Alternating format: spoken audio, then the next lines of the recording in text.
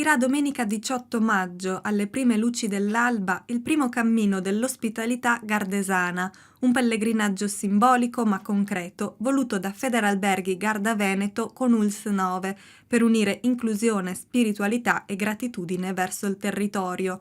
Un cammino da Caprino Veronese al santuario della Madonna della Corona, aperto a tutti, anche alle persone disabili, che punta a raccontare un nuovo modo di fare turismo, più consapevole, accessibile e umano. L'idea è nata principalmente perché quest'anno, magicamente, ci sono diversi momenti importanti per il nostro sindacato, per Federalberghi Garda Veneto. Innanzitutto, quest'anno compiamo 50 anni, quindi è un anniversario importante nel quale noi ricordiamo tutto il percorso fatto in questi 50 anni di assistenza sindacale nei confronti dei nostri associati albergatori della sponda veneta del lago di Garda.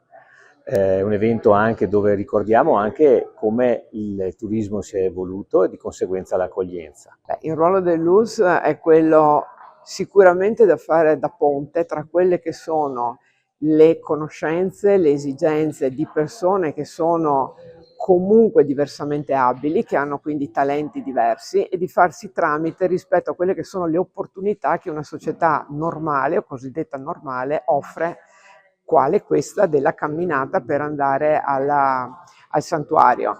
È ovvio che noi ci prendiamo carico di segnalare, di dare queste informazioni e anche di sviluppare attività.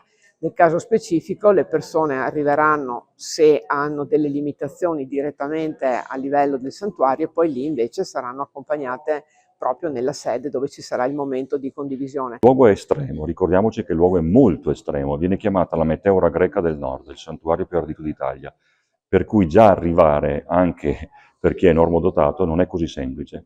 Ci sono vari cammini a piedi, ma è possibile avvicinarsi con i mezzi, c'è una navetta addirittura attrezzata anche per le carrozzine, che raggiunge il punto più vicino al santuario, e poi da quel punto fino alla basilica non c'è uno scalino.